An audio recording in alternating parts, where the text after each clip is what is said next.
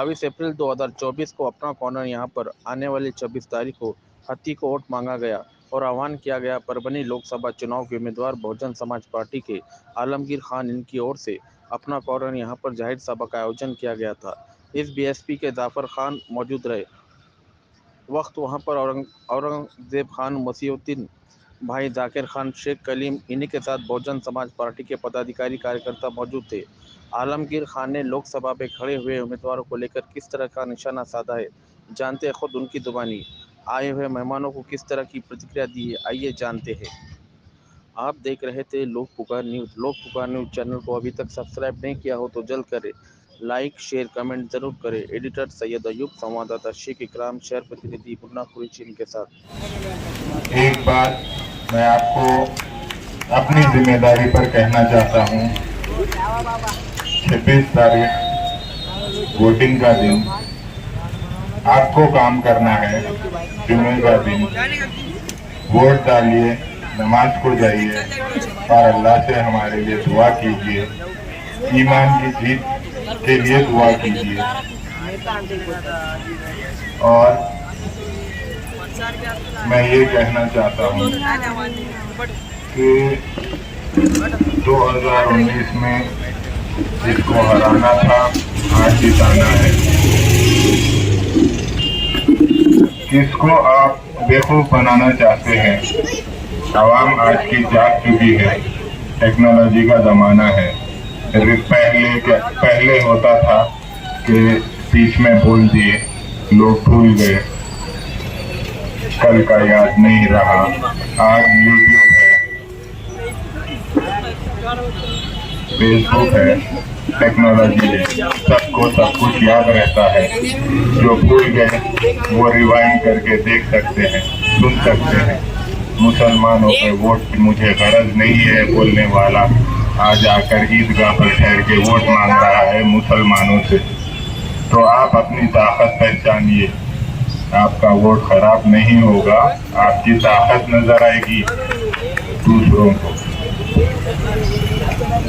26 तारीख के दिन वोट डालिए। एक दिन की मेहनत आप कीजिए, आलमगीर खान को जिताइए। मैं कसम खाकर कहता हूँ, 5 साल ये आदमी, ये मेरा भाई आप लोग के लिए काम करता रहेगा 5 साल तक। आपको काम करना है सिर्फ एक दिन, 26 तारीख के दिन। आप लोग एक दिन काम करिए, एक नंबर पे बटन दबाइए, आलमगीर खान को एक नंबर पे लाइए। 5 साल तक ये आप लोग को एक नंबर पर रखेगा। ये मेरा वादा है आपसे। चलता हूँ, अस्सलाम। और यहाँ से कोई कुर्सी छोड़ के नहीं उठा, उसके लिए मैं आपको सबसे पहले मुबारकबाद पेश करता हूँ कि आपको हर किसी को समझ है कि लोग बोलते हैं, पढ़े लिखे भी बोलते हैं और जाहिल भी बोलते हैं। अकल सब में रहती, पढ़े लिखे में भी होती है और जाहिल में भी होती। सब खाना खाते, भूख लगी तो घास नहीं खाते, कोई मट्टी नहीं खाता। दूसरी चीज, आजकल के जो दलाल जो है आके वो ऐसा है, वो वैसा है, ये है, उनके बातों में नहीं आने का। सबसे पहली चीज, आम इंसान को जिंदा रहने के लिए एक अच्छी रोड की जरूरत है। बारिश का मौसम आ रहा है, मेरे सामने औरतें, खवातीन बैठी हुई हैं। हर एक के पास मोटरसाइकिल, हर एक के पास कार नहीं है। तो यहाँ की मिट्टी जो है काली है और चिकट है, तो चप्पल हाथ में पहनना पड़ता। पैर में अगर चप्पल पहन के जब आप चलेंगे तो चप्पल कीचड़ में रह जाएंगी। तो हमको एक अच्छी सी रोड चाहिए, बीमार हो गए तो एक दवाखाना चाहिए, पढ़ने के लिए एक स्कूल चाहिए। मेहनत तो हम कर रहे हैं, अल्लाह रज़ाक है, अल्लाह हमको खिला रहा है। मेहनत तो हम कर रहे हैं। ये लोगों के बोलने बताने पे हर बात आप पूछते नहीं ना। मैं फला जगह नौकरी करने जाऊं, क्या लीडर को पूछते? क्या जो भी महल्ले के इधर के उधर के जो दलाला है पूछते? नहीं पूछते ना। वोट डालने के वास्ते क्यों पूछते? मेरा सवाल है आप लोगों से, जितने भी दुकानों में भी जो अपने बैठे हुए हैं बुजुर्गान के, कारोबार में यहाँ शुरू करूं क्या? जाके लीडर से पूछ के कारोबार शुरू करे क्या?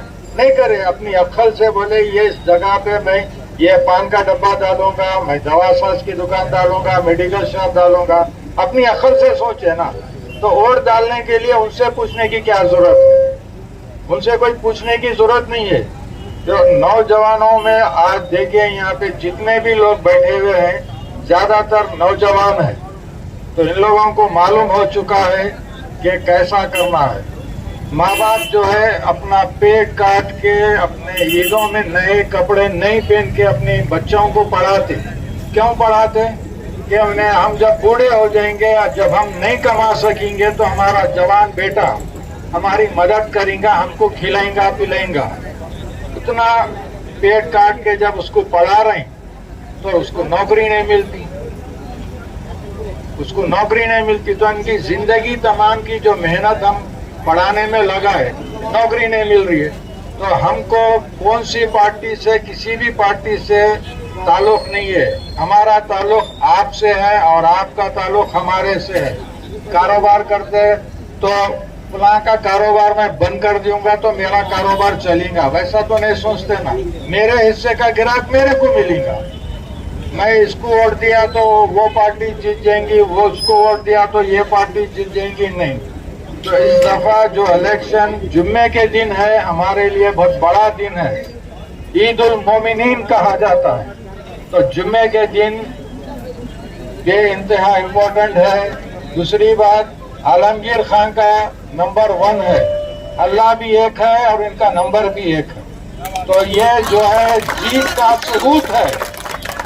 अल्लाह एक, हमारा रसूल एक और हमारा नेता एक। ये इस बात की जीत का सबूत है ये कि अल्लाह जो है हमको अपना काम करना है। अल्लाह ताला फरमाता है तुम शुरू करो मैं पूरा करता हूँ। तो हम क्या करते? शुरू नहीं करते। अरे मैं ये करा तो उसको नहीं जीत जाएगा क्या, या इन्हें जीत जाए, वो नहीं सोचना है। हमको वोट देना है, जीत हार अल्लाह के हाथ में है। अगर हम ईमान वाले हैं तो हमारा ये ईमान होना चाहिए कि मैं तो वोट डाल दिया, जुम्मे की नमाज पढ़ो, या अल्लाह मैं मेरी जिम्मेदारी कर दिया।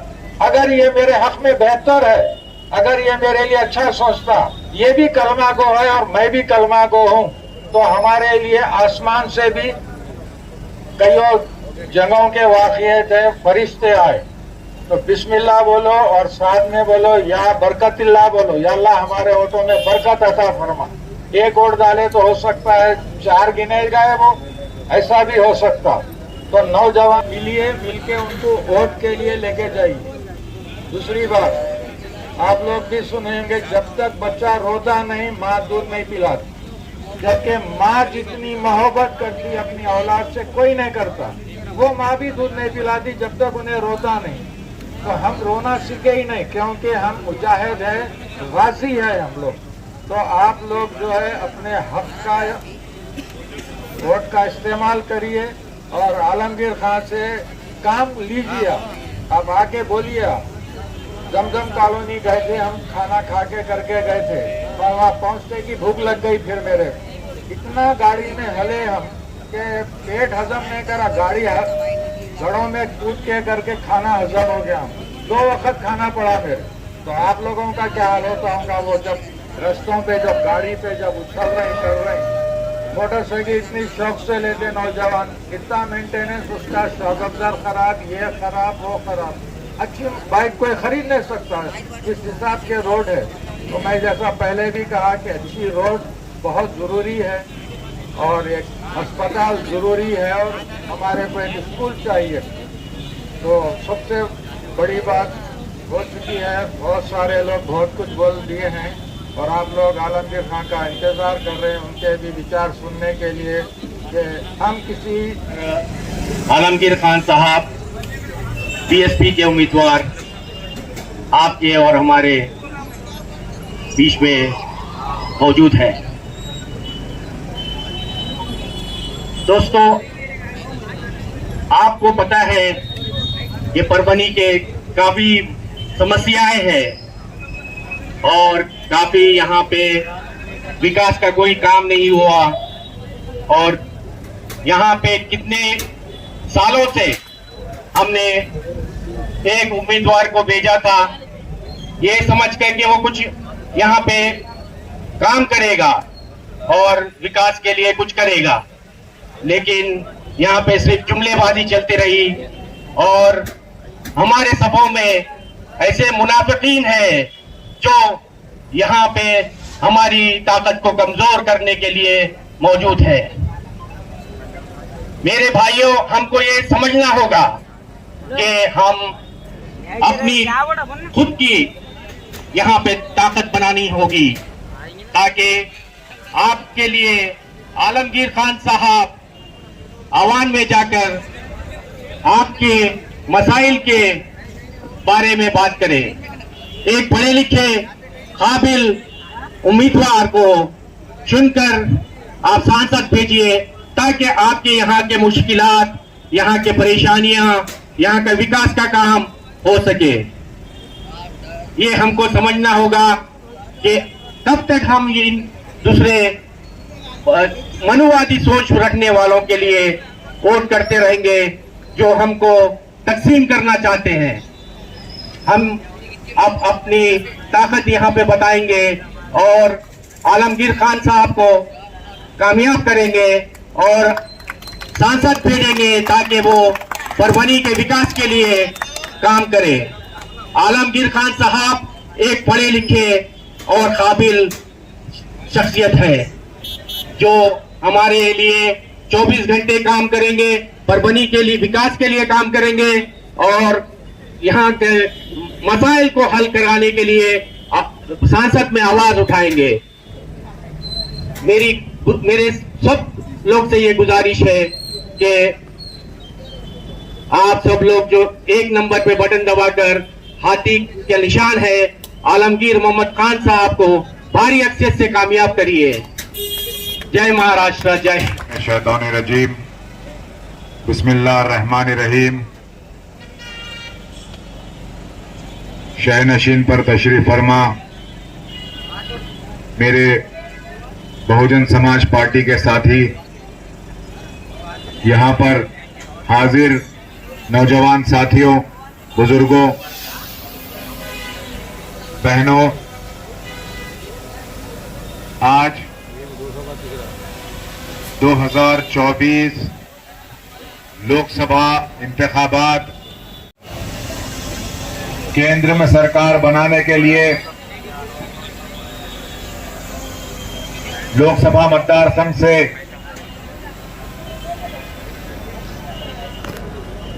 अपने अपने नागरिक, अपने उम्मीदवारों को नेतृत्व करने के लिए लोकसभा सांसद भेजते हैं और अपनी नुमाइंदगी करने के लिए आपके लोकसभा मतदार संघ के लिए काम करने के लिए, आवाज उठाने के लिए सांसद में जो कानून बनाए जाते, वो कानून जब आपके खिलाफ बनाए जाते, वो कानून के खिलाफ आवाज उठाने के लिए आप अपने नुमाइंदे को मुंतखब करते हैं, चुनकर सांसद भेजते हैं। लेकिन हमने परभनी में और परभनी के लोकसभा मतदार संघ में, जो कि मराठवाड़ा विभाग का एक जिला है और महाराष्ट्र राज्य में सबसे पिछड़ा विभाग हमको नजर आता है, तो आज मराठवाड़ा विभाग नजर आता है। और मराठवाड़ा विभाग में 8 जिले, जिसमें 8 जिलों में सबसे पिछड़ा जिला हम देखते हैं, तो आज परभनी जिला नजर आता है। यहां पर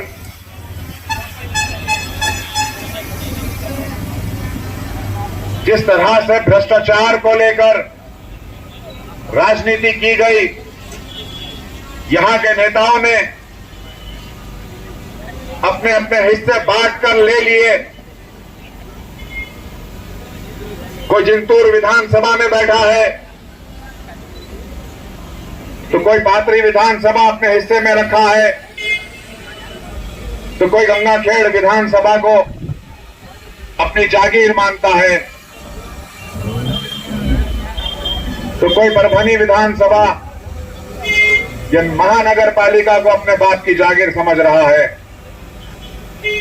आज परभनी जिला अल्पसंख्यक जिला, माइनॉरिटी जिला सरकार के तरफ से घोषित किया हुआ जिला कहलाता है।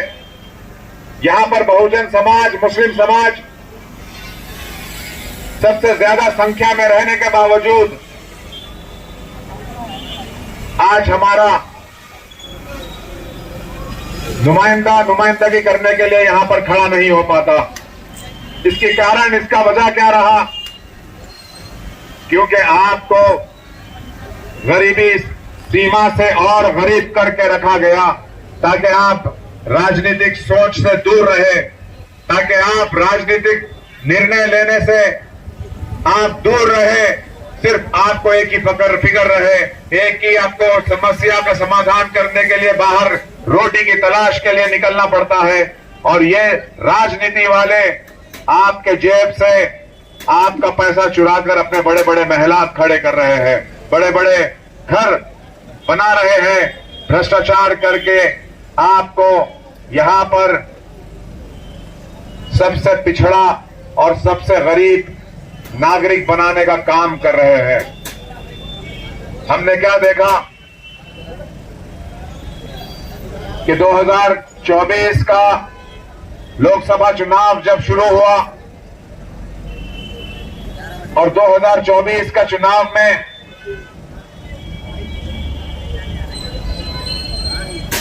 जब मेरा टिकट काटा गया, वंचित बहुजन अघाड़ी का मैं उम्मीदवार रह चुका था 2019 में, जहां पर बहुजन समाज पार्टी बहन मायावती जी ने मुझ पर विश्वास किया और आपकी नुमाइंदगी करने के लिए मुझे टिकट देकर चुनावी मैदान में उतारा। इसकी भी वजह मैं आपको बताता हूं कि जिस वक्त 2024 चुनाव का ऐलान किया गया तो यहां की परभनी की राजनीति में उथल पुथल मच गई। यहां पर हम 4-5 महीने से देख रहे थे कि किसके खाते में कितने सीट बंटने वाले हैं। महाविकास अघाड़ी और महायुति अपने अपने सीटों के बंटवारे को लेकर आखिरी मरहले तक, आखिरी मोड़ तक ये जूझते रहे। और जिस वक्त 2 तारीख आई तो 2 तारीख को मेरा नाम टिकट काट कर किसी और को टिकट दिया गया। जब मैंने फैसला किया कि मुझे हमारे मुसलमान भाइयों, बहुजन समाज और मुस्लिम समाज की नुमाइंदगी करनी चाहिए, तो मुझे बहन मायावती जी ने भरोसा दिलाया कि तुम बहुजन समाज और मुस्लिम समाज की नुमाइंदगी के लिए हम तुम्हें मैदान में उतारते हैं। जिस वक्त मैंने अपना नॉमिनेशन फाइल किया, नॉमिनेशन डाला 4 तारीख को, तब तक ये लोग आराम की नींद सो रहे थे। तब तक इन्हें कोई फिक्र नहीं थी। ये समझ रहे थे कि मुसलमान के पास ऑप्शन नहीं है, कोई दूसरा प्राय नहीं है, महाविकास अघाड़ी को मुसलमान वोट करेगा। लेकिन परभनी की आवाम जानती है, परभनी की जनता ये जानती है कि जो महाविकास अघाड़ी सेक्युलरिज्म के नाम पर, सेक्युलर पार्टी, सेक्युलर पक्ष के नाम पर 2019 में मुसलमानों के पास, मुसलमानों के दर पर आकर वोट मांग रही थी, वही महाविकास अघाड़ी, वही कांग्रेस और राष्ट्रवादी उनके ही मंच से शिवसेना का जो आज उनका उम्मीदवार है उसे गाली दे रहे थे, उसे हराने की बात कर रहे थे। लेकिन 2024 आते आते आज वही उम्मीदवार जिसको अपने गोद में बिठाकर ये फिर से आपके दरवाजों पर आकर आपका वोट मांग रहे हैं, जो उम्मीदवार जिंदगी में कभी खुद के समाज के लिए बात नहीं किया, मैं ये समझता हूं कि उसका कार्यकर्ता भी जानता है कि वो किस तरह की बात करता है, किस तरह की उसकी जबान है।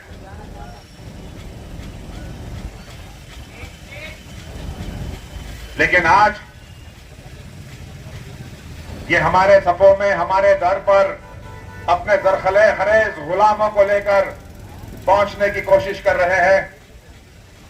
ये आज हमारे सफों में तफरीका फैलाने की कोशिश कर रहे हैं, लेकिन आपको होशियार होना पड़ेगा। ये हमको कब तक डराते रहेंगे? हमने कल देखा कि किसी सभा से प्रधानमंत्री नरेंद्र मोदी मुसलमानों के बारे में जहर उगल रहा था। मुसलमानों को कह रहा था कि ये बाहर के आए हुए जिसके 6-6 बच्चे होते हैं, उन्हें मनमोहन सिंह ने संपत्ति देने का ऐलान किया, लेकिन इलेक्शन कमीशन कोई एक्शन नहीं लेता। इलेक्शन कमीशन, निवडणूक आयोग आंख बंद करके बैठता है। अगर कोई मराठा यहां पर उठकर जय भवानी जय शिवाजी का नारा लगाता है तो उस पर गुना दाखिल करने के लिए इलेक्शन आयोग आचार संहिता उल्लंघन के लिए पहले आता है। अगर कोई नारे तकबीर अल्लाह अकबर का नारा का लगाता है तो इलेक्शन आयोग वहां पर गुना दाखिल करने के लिए खड़ा हो जाता है। जिस तरह से ये माहौल और वातावरण को बनाया गया, ये कहा जा रहा है कि आज का चुनाव जातिवादी चुनाव हो चुका। मुझे यही नेता मुझसे मुलाकात हुई, मुझसे कहने लगे कि आजकल खान साहब आपका चुनाव जातिवादी चुनाव है। तो मैंने उनसे सवाल किया, जातिवादी चुनाव कैसे जातिवादी चुनाव हो गया? आज कहने लगे कि ओबीसी और मराठा जातिवाद हो गया। मैंने पूछा, 30 और 40 साल से आप लोग खान पाइजे या बान पाइजे की बात कर रहे थे, तब जातिवाद आपको नजर नहीं आया। ये जातिवाद का रंग देना बंद करिए। अगर मराठा कोई अपनी आवाज उठा रहा है तो अपने अधिकार की लड़ाई लड़ रहा है। अगर ओबीसी समाज अपनी बात करता है, अपने अधिकार के लिए लड़ता है, वो उनके अधिकार की लड़ाई है। लेकिन यही राजनेता आज उसे जातिवाद का रंग देने की कोशिश कर रहे हैं। मेरे भाइयों, बुजुर्गों, ये बेइंतहा नाजुक वक्त है। आपको सोच समझकर अपना फैसला लेना होगा। जैसा कि आप जानते हैं कि 10 साल एक गलाजत को हमने सांसद भेजा, और वो गलाजत यहां पर परभनी का हाल किस तरह से गलीज करके रखा। और महायुति से एक काला भिलावा आ गया, वो आकर यहां पर कहने लगा कि बाबा साहेब के संविधान को अगर मैं यहां से चुप कर दिया जाता हूं तो हम उसमें बदलाव लेकर आएंगे। अरे तू क्या, तेरी आने वाली 12 नस्लें भी बाबा साहेब के अम्बेडकर जी के संविधान को नहीं बदल सकती। विकास की बात नहीं, मुद्दों पर बात नहीं करते। जिनको यहां की जनता ने चुनकर भेजा उस पर बात नहीं करते कि यहां परिस्थिति क्या चल रही है जिले की, यहां जिले का हाल क्या है, युवाओं को रोजगार मिल पा रहा है या नहीं मिल पा रहा है। जो बुजुर्ग इलाज कराने के लिए अस्पताल जाता है, जो गरीब अस्पताल जाता है, वहां सुविधा मिल रही है या नहीं मिल रही है, इस पर कोई गौर और फिक्र नहीं करता राजनेता।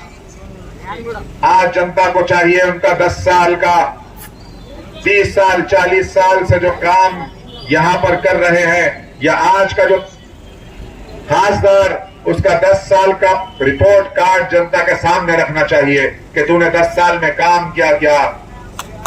अब आपके बीच निकलकर कुछ लोग आएंगे जो हमारे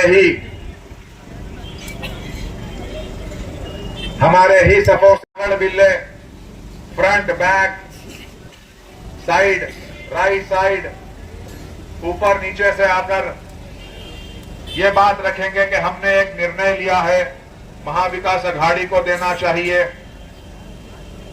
अरे मेरे भाई, ये वो आदमी है, ये वो उम्मीदवार है जो 2019 में आप उसको हराना चाहते थे। आप मुसलमानों से यही कहते आए कि घड़ी को राष्ट्रवादी कांग्रेस सेक्युलर पार्टी को वोट दीजिए। 2024 में यही वो बागड़ बिल्ले हैं, निकल कर आते हैं चुनाव के टाइम पर और कौम और मिल्लत को गुमराह करने की कोशिश करते हैं। कहते हैं कि हमें बीजेपी और सेना को रोकना चाहिए, हमें सेक्युलर पार्टी को वोट देना चाहिए। ये कब तक आप डराते रहेंगे? हम जानते हैं कि हमारी शरीयत पर हमले किए जा रहे हैं। क्या ये प्रत्याशी जो आपको आपका वोट मांगने के लिए हमारे लोग फिर रहे हैं, क्या वो शरीयत पर उठकर खड़े होकर बात कर पाएगा? या ये खिलाफ जो कानून हमारे शरीयत पर बन रहा है उसे रोकने की आवाज उठाएगा या आलमगीर खान उठाएगा?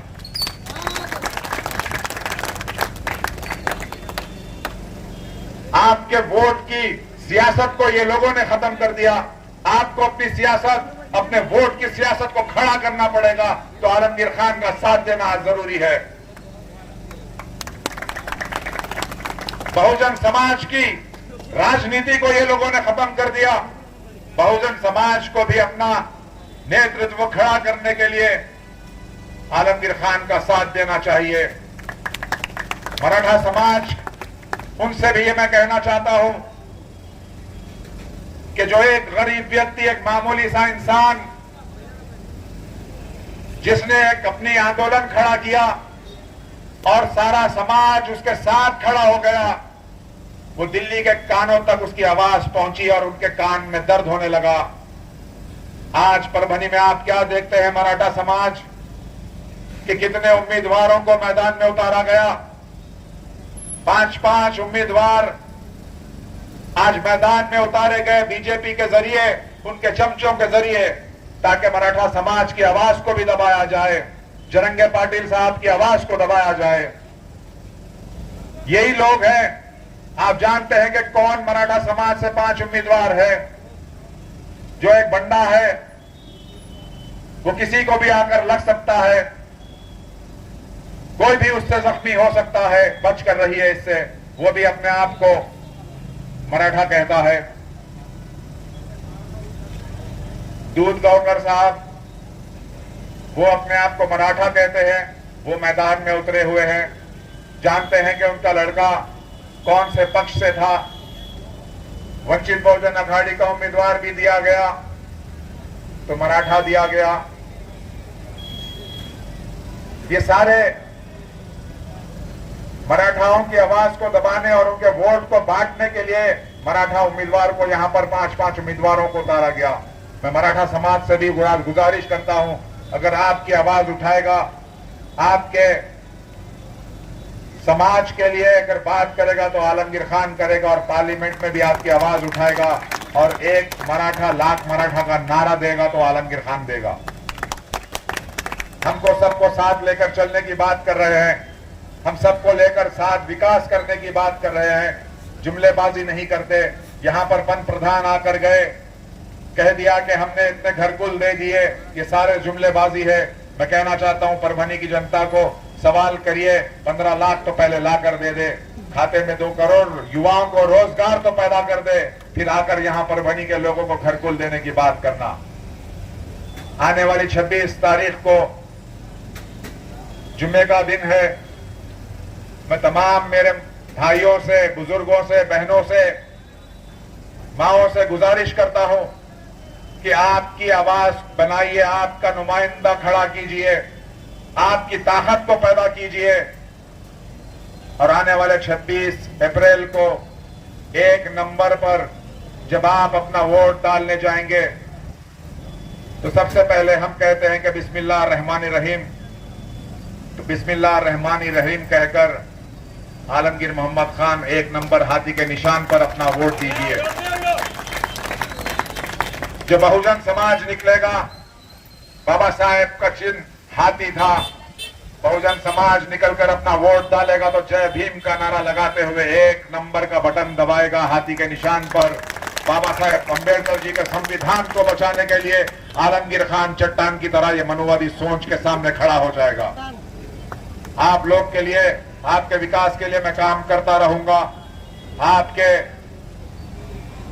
अधिकार के लिए मैं काम करता रहूंगा, लड़ता रहूंगा और इंशाअल्लाह ताला आने वाले 4 अप्रैल को यहां पर इतिहास रचा जाएगा, यहां पर चेहरे बदले जाएंगे और एक नई उम्मीद और नई किरण के साथ परभनी का उजाला और रोशनी होगी, जहां पर विकास ही विकास नजर आएगा। आपके लिए, आपकी आवाज और आपके हर अधिकार के लिए मैं उठकर खड़े होकर लड़ता रहूंगा। और आने वाले 26 तारीख को याद रखिए, सवेरे फजर की नमाज पढ़कर, सवेरे पूजा करके आप लोग अपने घर से निकलिए, अपने अपने पोलिंग बूथ को जाइए और अपना मतदान कीजिए। और सबसे ज्यादा पोलिंग परसेंटेज बढ़ाने की जरूरत है, अपना पोलिंग परसेंटेज बढ़ाइए। और मैं ये भी कहना चाहता हूं कि आज हमारे नौजवान जो 18 साल के हो चुके हैं, अपना पहली बार अधिकार इस्तेमाल करने जा रहे हैं, उन्हें भी बहुत बहुत मुबारकबाद। मैं ये लोकशाही की जो अधिकार बाबा साहेब ने दिया, वो सबको आपको निकलकर इस्तेमाल करना है, अपने मत का इस्तेमाल करना है। मैं इसी के साथ अपनी बात को खत्म करता हूं। बहुत बहुत शुक्रिया। व आखिर दावाना अल्हम्दुलिल्लाहि रब्बिल आलमीन। जय हिंद, जय महाराष्ट्र।